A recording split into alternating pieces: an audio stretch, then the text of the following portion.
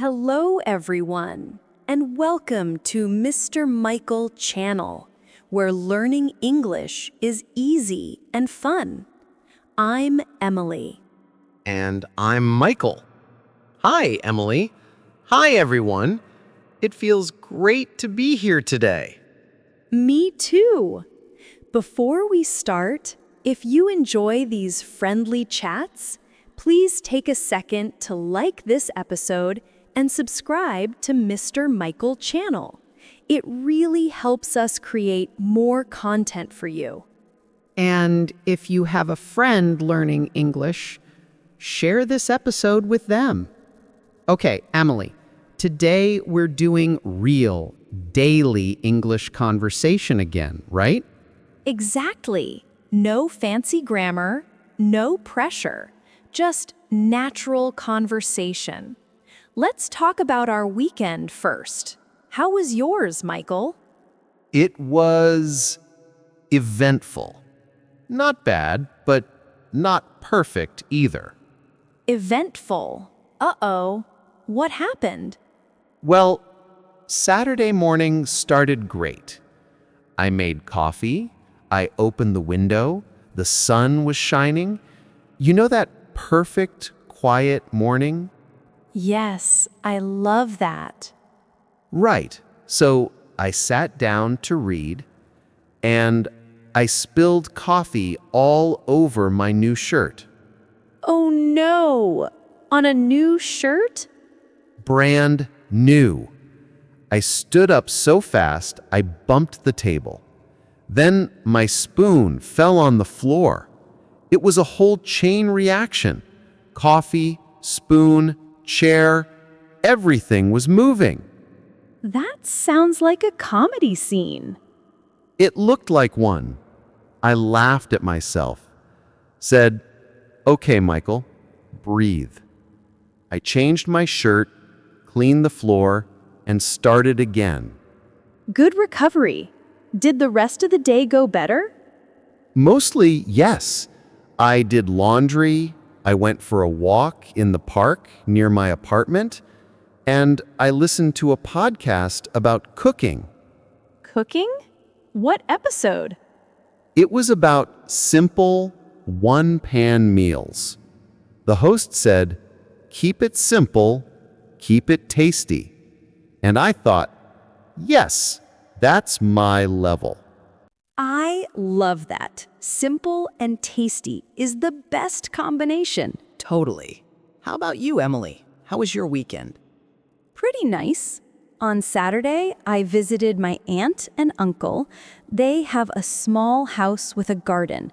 The weather was beautiful, warm, but not too hot. That sounds peaceful. It was. We cooked lunch together, just pasta with tomatoes, garlic, and olive oil. Very simple, very delicious. You're making me hungry. And after lunch, we had tea outside. We talked about travel, about books, about funny family stories. My uncle told a story about his first car. It was old, it was noisy, but he loved it. First cars always have stories. Did anything unexpected happen? Yes, a small thing. My uncle lost his reading glasses. We looked everywhere. The kitchen table, the sofa, the bookshelf. Oh no, not the glasses. Don't worry, we found them in the cookie tin. The cookie tin?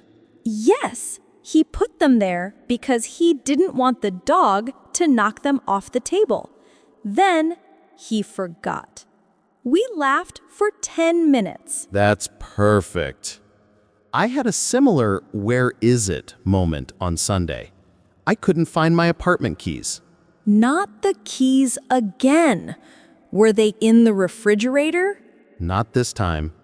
I checked my coat pockets, my backpack, the kitchen counter. Nothing. Then I found them in my shoe. In your shoe? I know. I took off my shoes by the door, and I must have dropped the keys right into one of them. Mystery solved. Real life language. By the way, I think stories like these are amazing for English learners. They're simple, they're real, and they use everyday vocabulary. Exactly. When you tell a story, use short sentences and clear time words. On Saturday, in the morning, then, after that, finally. It makes your English easy to follow. And use descriptive words: warm, noisy, quiet, delicious, tasty, messy. Small adjectives make stories interesting. Okay, back to our weekend. On Sunday, I cleaned my apartment a bit, vacuumed the floor, wiped the counters, watered my plants. You have plants? A few. A snake plant, a pothos, and a little basil on the windowsill. The basil is dramatic. If I forget to water it, it acts like it's the end of the world. Then I water it, and 5 minutes later, it's happy again. That's adorable. My friend has a basil plant like that. It's very expressive. After cleaning, I went to the bookstore.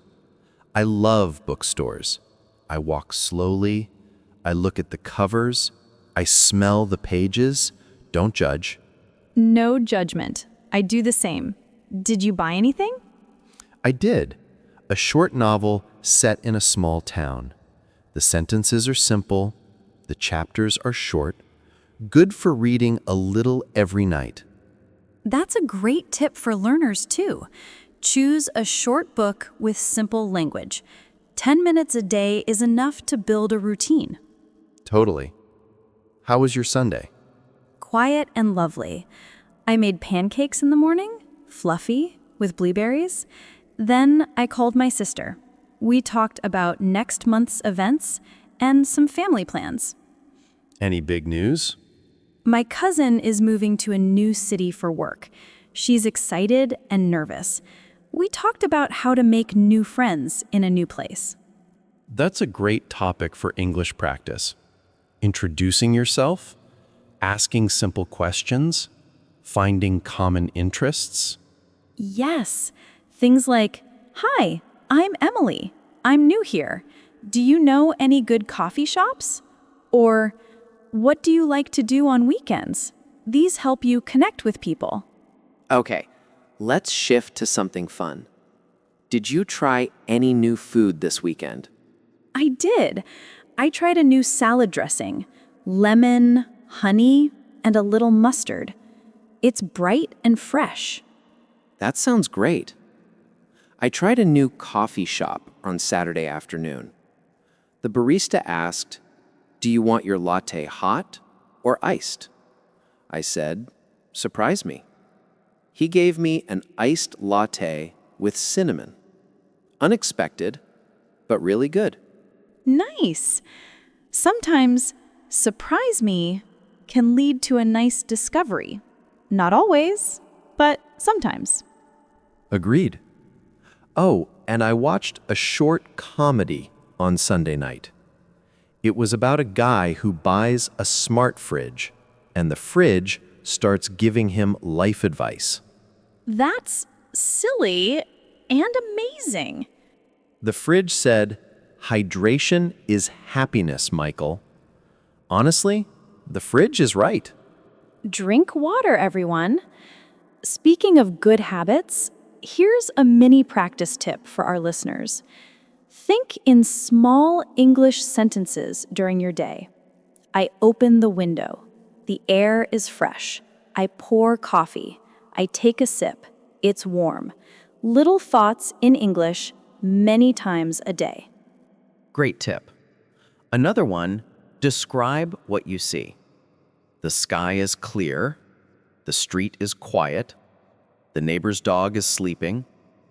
Keep it simple. You're training your brain. And it's okay to make mistakes. If you say something wrong, just fix it and move on. Mistakes are normal. Before we wrap up part 1, quick question. What's one small thing that made you happy this weekend? The cookie tin glasses and blueberry pancakes. That's 2 things. Sorry. Approved. For me, the iced latte with cinnamon, and finding that perfect short novel. Nice. Okay, everyone, that's part 1. If you're enjoying this conversation, please like the episode and subscribe to Mr. Michael channel. We're moving to part 2, where we'll talk about plans for the week, mini speaking practice, and a few easy phrases you can use today.